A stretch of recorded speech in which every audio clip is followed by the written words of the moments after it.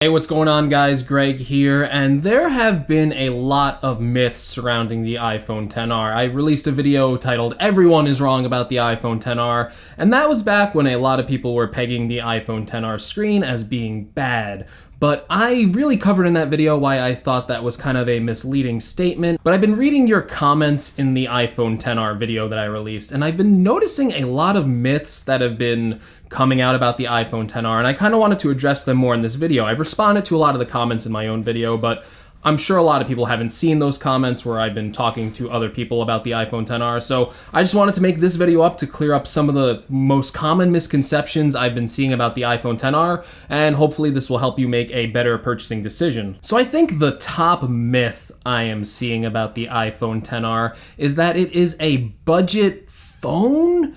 The iPhone XR, while it is a lower cost phone than the iPhone XS or the iPhone XS Max, I wouldn't call it a budget phone, and Apple has never officially called it a budget iPhone, much like their marketing with the previous iPhone 5C, which actually was aimed to be a budget model. The iPhone 5C really had a lot of lower budget qualities to it. It had a plastic body, it didn't have Touch ID, and it had a last generation processor. It was also priced at $100 on contract, and it really was aimed as a budget phone. Now, a lot of people are saying the iPhone XR is a budget phone because of the parallels with the different color variants like in the iPhone 5C. But these are just expectations that a lot of us as YouTubers have made and a lot of people in the press have made that Apple will be making a budget phone. Now, you could maybe call it a lower price, a budget iPhone X version. You could maybe call it that. But to call it a budget phone is really being disingenuous to what it actually is. It is basically the normal priced iPhone now. The comparison I like to make is that the iPhone XR is just the iPhone, and you can think of the iPhone XS and iPhone XS Max as the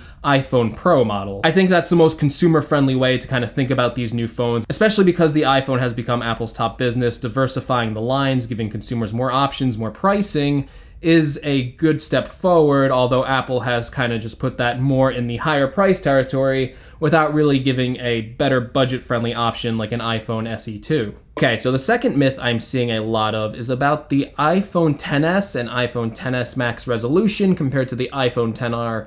There's been a lot of statements that 326 pixels per inch isn't enough for the standard human eye, and I really disagree with that. I think it is a perfectly fine resolution. I really think you see diminishing returns as you go to those higher pixel density screens. Now, a lot of people have been saying that because the iPhone XS and iPhone XS Max actually do have higher resolutions. I believe the pixels per inch on that phone is 458 pixels per inch. The main gist of this is that Apple wouldn't be putting a higher resolution display in the iPhone XS and iPhone XS Max if 326 pixels per inch were all you need. They know that higher resolutions are better, but there might be another reason for why Apple is including a higher resolution on the OLED versions of these phones, and that's because the way that OLED screens work, particularly the type of variant that Apple is using in the iPhone XS and iPhone XS Max. These are called pentile matrix OLED displays. And these displays have a completely different layout than the LCD screens found on previous iPhones. They actually have a diamond pixel arrangement, and the way these pixels are even dealt with, besides with the layout, are very different from an LCD that you might be used to. A really complicated issue to dive into, but basically there are larger green pixels, smaller red and blue pixels on the pentile AMOLED displays, and the way you kind of render them, you have to do some sub-pixel rendering, and it's all really complicated stuff, but what it basically means is that you actually need a higher resolution with more pixels per inch on an OLED display to achieve the retina effect. If you actually went with the 326 pixels per inch on an OLED display, if you actually made the iPhone XS and iPhone XS Max with 326 pixels per inch, the way the OLED screen is rendering them, the text might actually start to look fuzzy, where on the LCD screen that text would actually look sharp and crisp.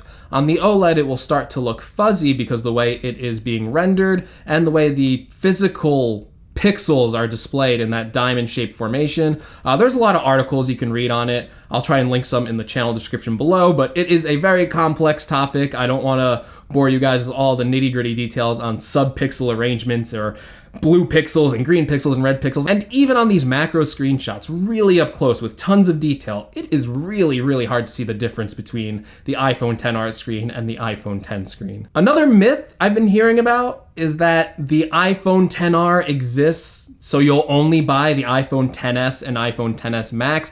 I've seen this a ton of times in the comment section on my iPhone XR video, and this has got to be one of the craziest myths out there. Number one, if Apple only wanted you to buy an iPhone XS or an iPhone XS Max, the easiest way to do that would to only be to offer you those options. They wouldn't even bother putting the iPhone XR out there. They would only give you the option to pay the $1,000 for the iPhone XS and the $1,100 for the iPhone XS Max. That's just not true. Apple is giving you greater variety by giving you the option if you want to buy the iPhone XR. If Apple didn't want you to buy the iPhone XR, they wouldn't even put it out there. And Apple has been ramping up production on the iPhone XR, so I think they're expecting to sell a lot of units for the iPhone XR. I think Apple knows that the iPhone XS and iPhone XS Max is a premium phone. It is going to kind of jar the average customer who's used to paying $600 to $800 for their iPhone. So I really don't think they expect every one of their customers to buy the iPhone XS or iPhone XS Max. The iPhone XR was clearly made to be bought. They aren't trying to swindle you or try and trick you to going, oh, the iPhone XR has such a bad screen and the specs are so bad that you need to buy the iPhone XS Max and give us all your money. That's just absurd. Apple is giving you the option. They're actually giving you a cheaper version of the iPhone X to buy this year, which is actually a really good thing because that means more consumers can get an iPhone X-like experience with a lower cost phone, and I really don't think that's a bad thing. Okay, and we kind of addressed this before, but another thing I keep seeing is that the iPhone XR is a lower spec phone in that it doesn't have good specs, and the only thing you could really say about the XR is the screen, and I've talked enough about that, about how the 326 pixels per inch is going to be fine for a lot of people. I think even myself, who uses all these phones, who has a XS Max right here, I don't really think I'm gonna notice the screen quality for the pixel arrangement in the PPI department. Now on the OLED screen with the deeper colors and stuff like that, there's going to be a difference. But in terms of PPI, I've used iPhone 8, iPhone 7, iPhone 6, and going from those to an iPhone XS, iPhone XS Max, I really gotta squint, and even then, it's really hard to tell the pixels per inch if you're using your phone at a normal viewing distance. But what a lot of people are saying by saying it's a low spec phone, they're kind of discounting the other parts that go into the iPhone XR. You're getting the fastest chip available on the smartphone, the A12 chip, which is proven to be a super fast processor, which is even rivaling Intel's processors at this point. I don't think people a few years ago would think that an iPhone processor would be rivaling desktop class processors, and that's happening today with the iPhone XR. Aside from that, you're seeing a lot of reviews on the iPhone XS camera, and that same wide angle camera is going to be found in the iPhone XR, so you're going to get a great camera on the iPhone XR. You aren't going to get that second zoom lens, but a lot of people might not need it, and because of that, you're not going to get the super accurate portrait mode with those two lenses, but Apple actually is shipping a portrait mode with the iPhone XR. It'll be interesting to see how good that portrait mode is with the iPhone XR. The verdict's still out on that, but there is going to be an option for the portrait mode on the iPhone XR. You're also getting the same Face ID system. It's not like it's last year's version. It's going to be the same 15% faster Face ID included with the iPhone XR. In fact, when you look at the iPhone XR, it is basically all the same specs that are found in the expensive iPhone XS and iPhone XS Max, but just in an aluminum body, which is probably a little cheaper to make, and just having that LCD screen, which obviously is a lower cost component compared to an OLED screen. But again, I don't think that screen's going to be really horrible to look at in any sense of the word. Okay, and finally, this myth I've just been seeing everywhere. It's just comparing resolution to the screen quality of a device.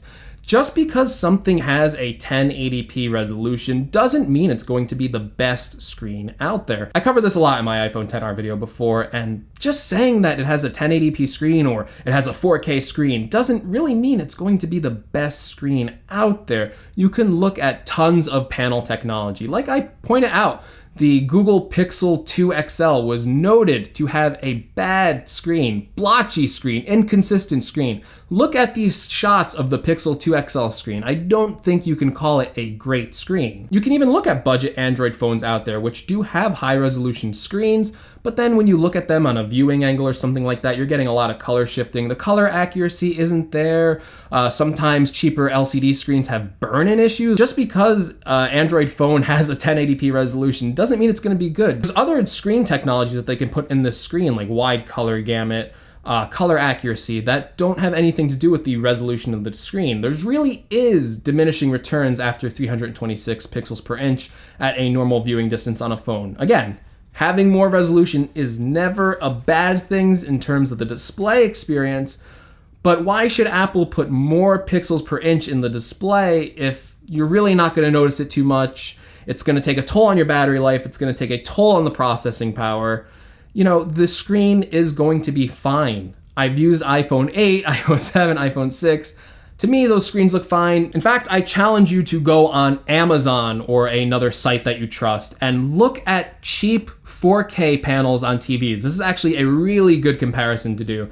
You can look at these cheap panels on 4K TVs and just look at the horrible reviews it gets for its picture quality because the screen just isn't a good panel. You can even look at a 1080p screen from an older TV model that has better color accuracy, better viewing angles, better gray uniformity, better black levels, and the only difference is that it is a 1080p screen and this cheap $200, $300 4K panel. If you only looked at the resolution, you would go, oh, that 4K panel's better, but it's just not true. Putting a big number on it is the easiest way to say it's better, but like with all things, you need to really look at each individual unit and see how the display technology is made. And I gotta tell you, using iPhones for all these years, Apple has always made top-notch LCD displays, and I really can't see the XR being an exception to that rule. I really think it's going to be just as good as an iPhone 8 screen, which I do. I consider iPhone 8 screen a good screen. Okay guys, and those are some of the myths I've been seeing about the iPhone XR screen in my comment section. I really thought my first video would just clear everything up,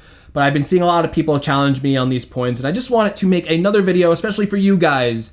There's so many people have been commenting in my previous video about how, you know, what I said before really changed their mind on the iPhone XR, really thought they'd give it a second opinion. I've seen comments telling people, don't buy the iPhone XR. You have to buy the $1,000 iPhone XS. Don't listen to that. I make my videos just for you guys. I wouldn't be doing it without you.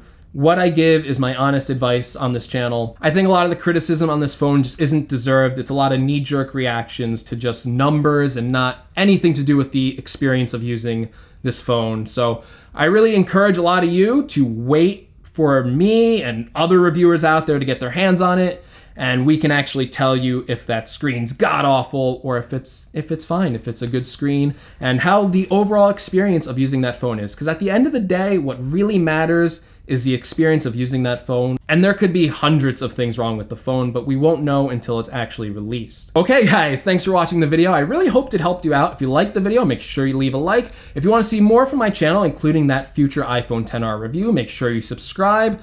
Also, I recently added merchandise to the channel, some cool new shirts and stuff like that, so check that out in the link in the description, and I will see you guys in the next video. Take care, everyone.